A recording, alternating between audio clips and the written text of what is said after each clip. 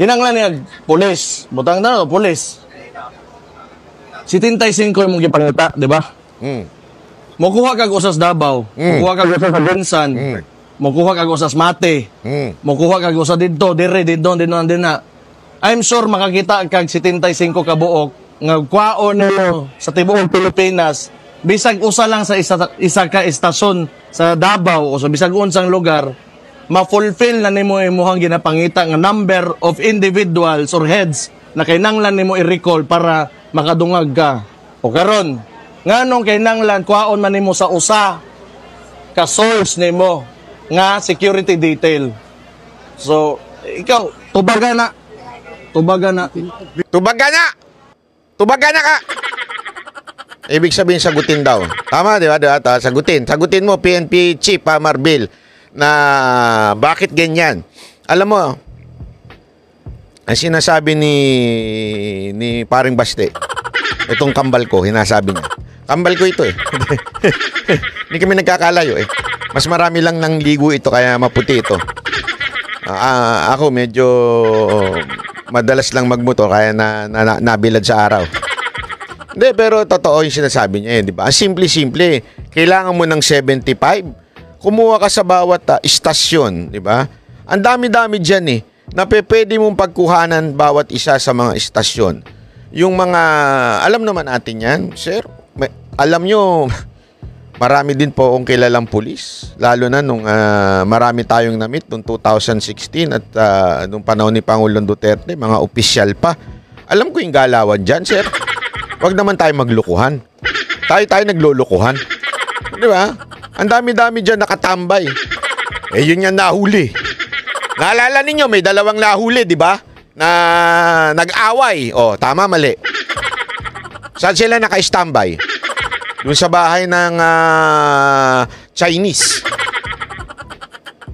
Eh, sinasabi nga ni Mayor Baste, ang dami-dami dyan, alam natin na naka-standby lang. Naka-ano lang dyan, tapos ang kukuhanan ninyo, Vice President. Hindi ho ba kayo nahiya? At alam nyo ba na pati si Mayor Baste nawalan ng PSPG? At alam nyo ba kahit si Pangulong Duterte binawasan ng PSPG? Ganun kalupit. Tapos sasabihin nyo sa amin, wala lang, ano lang ito, inaayos-ayos lang. Naglulukuhan tayo, sir? Hindi, sino niloko nyo, sir? Di ba? At dito pa kayo, ha? Ito. Di ba sinasabi nga, tanggalan? Ha? Alam nyo ho ba na napakarami dyan na mga Chinese? Mga, ewan ko kung saan sila ba yung negosyante o pogo, executive, pero hanggang ngayon meron pang mga security detail.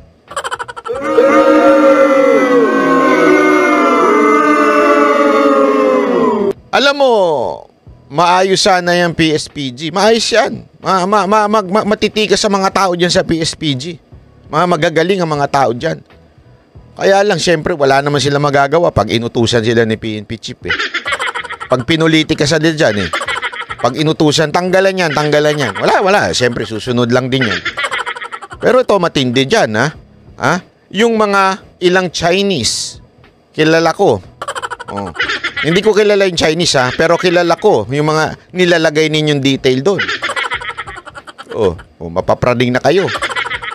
Nililipat nyo doon. Dinagdagan nyo pa. Sir, huwag tayo maglukuhan. Yung totoo. Nililipat nyo pa sa mga Chinese. Yung iba. Tapos sasabihin nyo, kulang.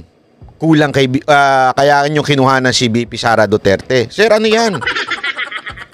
Ano to, sir? Naglulukuhan po ba tayo, sir? Hindi. Ito, informasyon lang naman, ha? Allegedly. Ulitin ko, allegedly. Sa Tagalog, di umano. Sa pangtamad, daw. Nilipat daw. Di umano. Nilipat daw. At allegedly, nilipat daw. Sa ilang mga Chinese businessman. Men. Diba? Sir naman, naglolokohan pa tayo. Parang di tayo pinanganak kahapon. Nakala nyo pinanganak kami kahapon lang. Sir, sana lang, magpakatotoo tayo. Sabihin na lang natin, bad shot na sa amin si VP Sara Duterte. Kaya tanggalan na ng security yan. Alam niyo yan, sir. Lahat ng Duterte supporter na may availment, tinanggalan ninyo. Tama, mali, sir. Hindi totoo. Utos ba ito ni Secretary Abalos? O utos nyo lang? Secretary Abalos, huwag ka naman pikon. Huwag ka naman pikon. Kung talagang para sa bayan ka, para sa bayan ka. Huwag naman yung ganyan.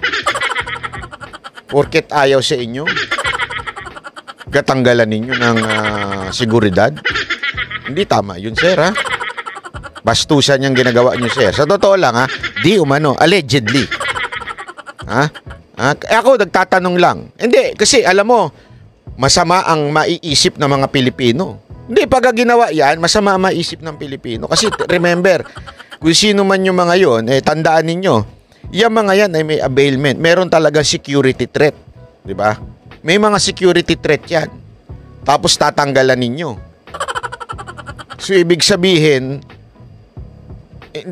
hindi kayo magiging bahagi ng solusyon para maproteksyonan itong mga ito. Kung hindi kayo bahagi ng solusyon para maproteksyonan itong mga ito, ano kayo, sir? Tapos, napapabalita pa, di umano, allegedly, na ito po ay, yung iba nalilipat lang sa mga Chinese.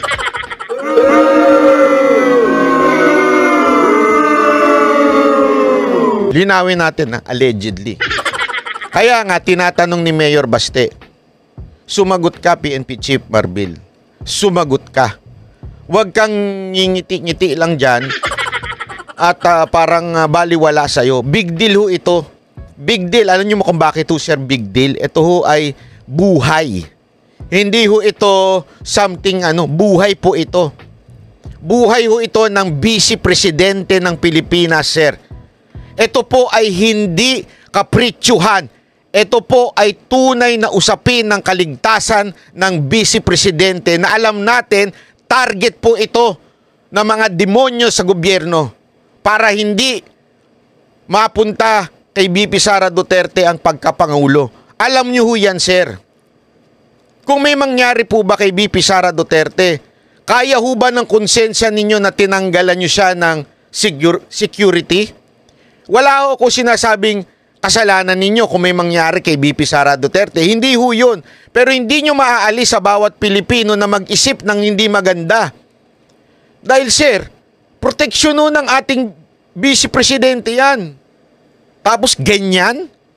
Tapos ganyan ho ang gagawin ninyo sa ating Vice Presidente? Tama po ba yun, sir? Tama yung sinasabi ni Mayor Basti Duterte. Kung talagang gusto ninyo, may paraan. Di ba sabi nga, kung gusto, may paraan. Pero kung ayaw, napakaraming dahilan. Tapos, may mababalitaan kami, di umano, allegedly, napupunta lang sa mga incheck. Tapos, kunwari, galit-galitan tayo sa mga pogo-pogo, pero napupunta yung security sa kanila, di umano. Ano ho bang kasunduan ho dyan? Sa mga Chinese na yan? Sir, ako nagtatanong lamang po ako kung totoo, ha. Hindi ko sinasabing totoo. Nagtatanong lamang po ako kung totoo. Kasi yan ang nababalitaan ng iilang mga Pilipino. Kaya nga yung mga naka-alpard dyan alam natin yan ang ginagamit ng mga inchik. Yung mga naka-alpard dyan. Puno sila ng security. Tapos sasabihin natin, sir, kulang ang PSPG. Kaya i-deploy yung mga pulis na yan, ililipat, i-deploy sila sa NCRPO. Tapos, makikita ng mga Pilipino na andun lahat sa Davao City yung mga pulis. Akala ko ba, sir, pag kulang sa NCRPO, ba't nasa Davao City? Ako'y nagtatanong lang, sir, ha? Inutusan po ba kayo ni Secretary Abalos? Bakit po ganyan? Hindi na ho tama, sir. Hindi na ho tama. Sana, sir, mayroon ho tayong puso. Mayroon ho tayong konsensya. Ito ay Vice Presidente ng Pilipinas. Hindi na nga nagreklamo si Baste eh. Si Mayor Baste, hindi na ho sila nagreklamo.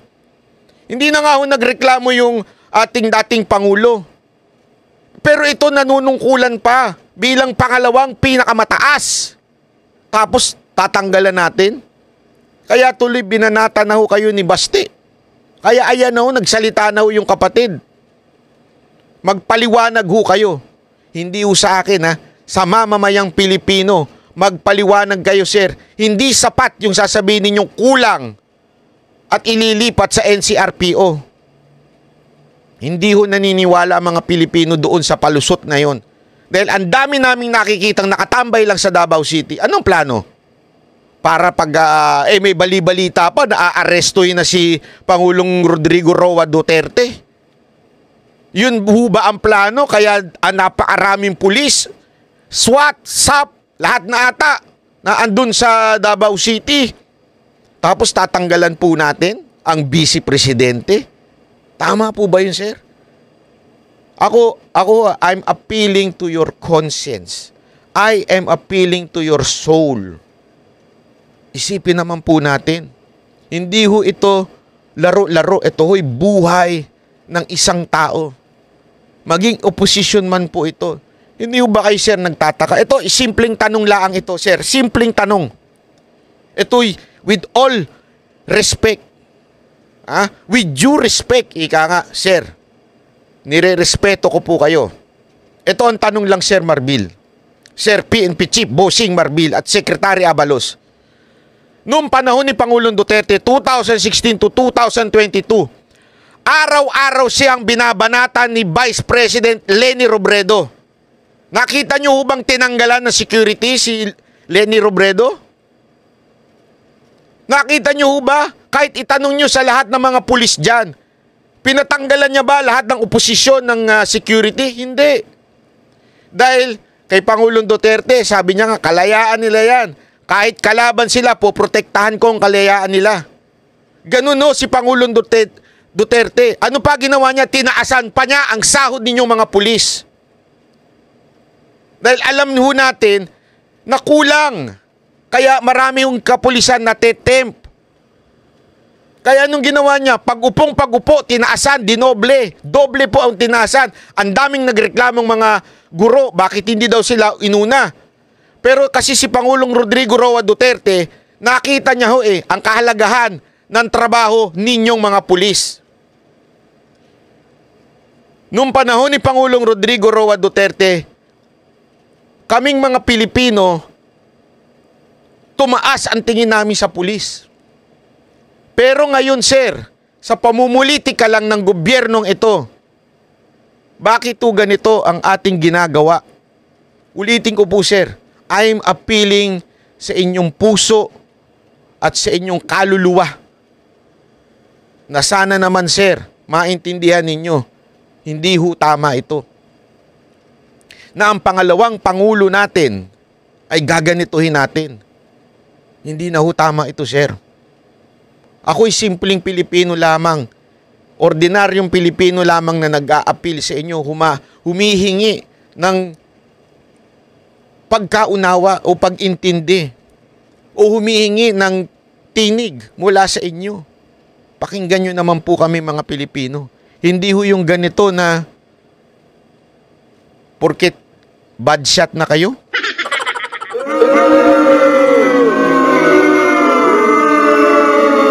Dahil nag-resign si VP Sara Duterte.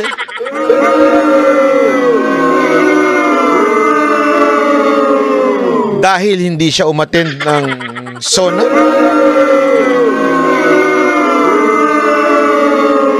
Dahil may nilabas na video na wala naman siyang kinalaman.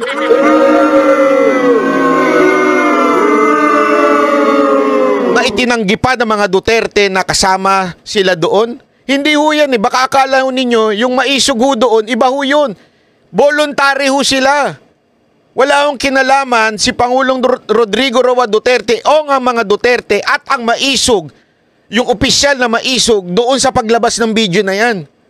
Sa katunayan, marami nga ho sa kanila ayaw yan Dahil nga, hindi ho magandang tignan. Nasabi na ni Pangulong Duterte yan noon pa. Di ba ano sabi ni Pangulong Duterte? Naniniwala siyang walang video. Noon pa niya sinabi yan. Meron lang talagang iilan na meron sariling lakad.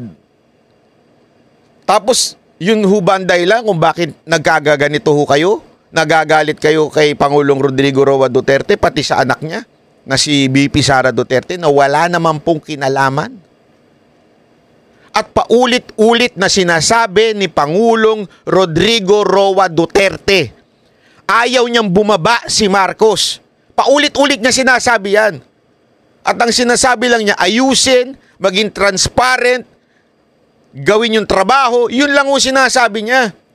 Kung meron mang nagagalit at gusto na mag-resign ng presidente, yun ay damdamin ng mga Pilipino, hindi naman natin pwedeng pigilan dahil kalayaan po nila yan. Tandaan mo natin, may freedom of speech po tayo. Freedom of expression, kalayaan nila yan. Pero ang mga Duterte, wala ho. Itong si Pangulong Rodrigo Duterte at si BP Sara Duterte, wala ko kayo maririnig na resign. Kaya naman sana, sir, medyo unawain ho nyo itong mga nangyayari. Kaya nga, I'm appealing sa inyong puso kung meron pa po kayo. Hindi, yun ang tanong dyan eh. Kung meron pa po kayong pusong natitira. Dahil alam nyo, sir, na wag na tayo maglokohan, sir. Wag tayo maglokohan. Yung totoo na. Bago kayo matulog, tanongin nyo sa sarili nyo yan. Tama ba yung ginawa ko? Sumunod ako sa utos na tanggalan ng security itong vice presidente namin? Hindi, yun lang o. Itanong nyo lang o yan sa puso ninyo bago kayo matulog. Gusto nyo, tanong nyo na rin pagkagising nyo. Diba? O pag may quiet time kayo, tanong nyo na rin kung tama pa ba yung ginagawa ninyo. Again, PNP Chief Marbil, pakisagot po yung sinabi ng aming mayor na si Baste, Rodrigo Roa Duterte. Ay, si Bali.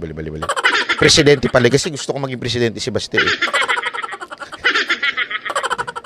Hindi, totoo po. Sir, sana po, PNP Chief, medyo wag ko kayo magagalit, ha? Baka, alam ko, kasi alam nyo, Mr. PNP Chief, bossing, naalala ko yung dating general na sumipsip doon sa ama ni BBM. Diba? Kilala nyo, sigurado ako, kilala nyo ho yun. Hindi ho forever na nakaupo ang isang presidente. Again, hindi ko ho itinitira mga pulis. Napakarami ko pong kaibigang matitinong pulis. Ordinaryong pulis, opisyal, napakarami kong kaibigan na yan. Kaya nga ang sabi ko nga sigurado ko, wala silang magawa kasi utos lang sa taas. Yan naman po lagi sinasabi, utos sa taas, utos sa taas. Ang problema, itong mga kaibigan ko ito, kayo rin makakasuhan kung sakasakali. Pag kayo'y sumunod sa utos na hindi tama o illegal, hindi lamang po yung pinuno ninyo ang makakasuhan, pati ho kayo.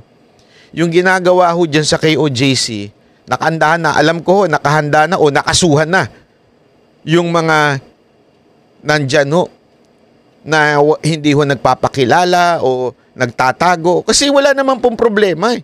Sabi nga ng mga taga KOJC, magpakilala lang. Diba? O, kami po ay ito.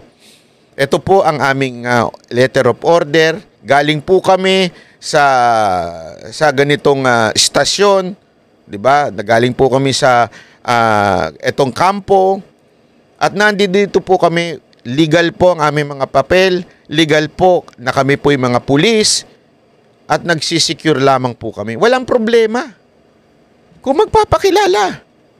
Pero ang problema dito, nagtatago eh.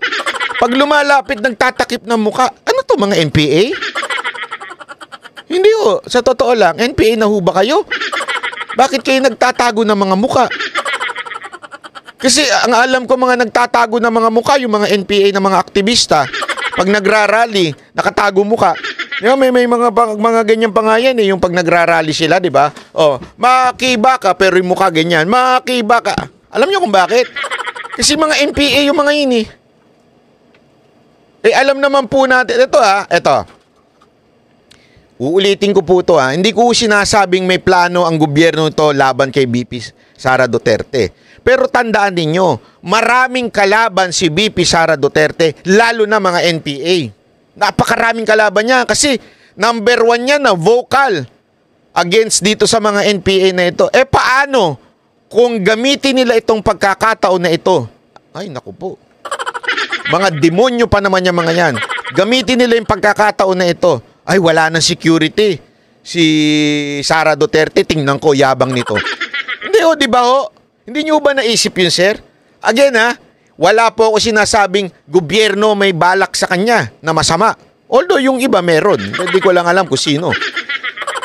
Pero sa totoo lang, paano ko maisip ng mga NPA, nako wala nang security to. Nako, bago pa maging presidente ito, kasi pag naging presidente ito, durog ito mga NPA na ito. Kasi sa Davao, kilala si BP Sara Duterte talagang, kung si Pangulong Duterte medyo pinagbibigyan niya pa, 'di ba? Noong una binigyan niya pa ng tsansa yung mga makakaliwa na mapasok sa bilang sekretary niya. Pero si BP Sara Duterte malupit to sa mga talagang ayaw niya ng NPA. 'Di ba siya nga dating pagkaalala ko siya pa nanawagan na tanggalin yung mga NPA sa kamera. Tama mali. So ito ang tanong dito mga kababayan Lalong-lalo na sa iyo, PNP Chief Marbil. Sana sir, iniisip niyo yun. Hindi kayo ang kalaban. Kasi kayong mga pulis at PNP, kayo'y nandyan to protect our Constitution. Diba? Paano sir yung kakalaban ni BP Sara Duterte? Kung tupakin yung mga yun, alam nyo naman sir, medyo talamak na ang droga ngayon. Paano kung tupakin yun at may gawin kay BP Sara Duterte? Wag naman po sana. Pero sir, sa inyo, kayo madadamay ang mga kapulisan. Hindi, totoo, ito, isipin yung senaryo.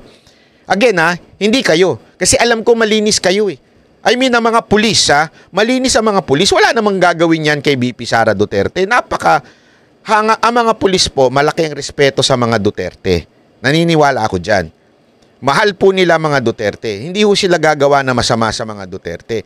Pero kung sakasakaling itong mga NPA nito may gawing masama kay BP Sara Duterte dahil nabawasan niya ang kanyang seguridad at may mangyari kay BP Sara Duterte, baka yung ibang mga Pilipino, baka isipin nila merong kinalaman pa ang kapulisan. Although hindi ako talaga agree doon kasi alam ko matitino ang pulis. Saka alam ko mga pulis, mahal talaga ang mga Duterte. Kaya lang siyempre mapapagbintangan, makukulayan yan pagka may nangyari. Kasi nga po tinanggalan nyo sir. Sana po, maisip nyo po yun. Madadamay ang buong institusyon kung sakasakali. Damay ho ang buong institusyon. Naisip nyo po ba yun sir?